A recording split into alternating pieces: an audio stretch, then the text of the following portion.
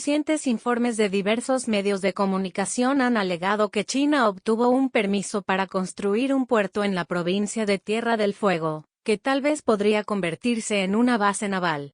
Asimismo, los descubrimientos suponen que se trata de una nueva estrategia de China para expandir su influencia en América del Sur, y que ya ha conversado con el gobernador, Gustavo Melella, para avanzar con los proyectos. Según Intelligence Online, Xi Jinping logró presionar para construir una nueva base naval en Ushuaia, logrando cambiar la opinión de los políticos locales.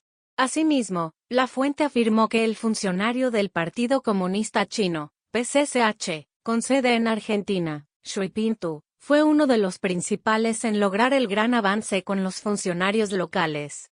El temor para muchos es que China se haría de un punto clave en la región, con acceso al Océano Atlántico y Pacífico donde solo personal chino estaría autorizado a ingresar, aunque no comprometería la soberanía del país, según funcionarios.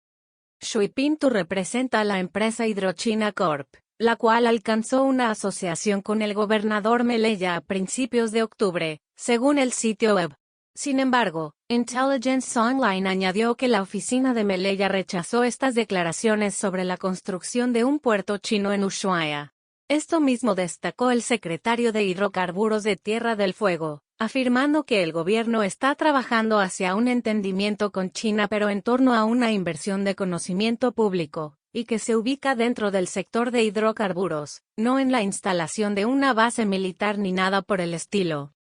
La verdad es que Tierra del Fuego ha ido creciendo con un gran apoyo del gobierno.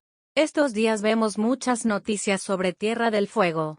Algunos afirman que quieren instalar una base china, una base rusa o estadounidense o extraterrestre, declararía Melella, aunque no dejó de celebrar sus conexiones con funcionarios chinos en redes sociales.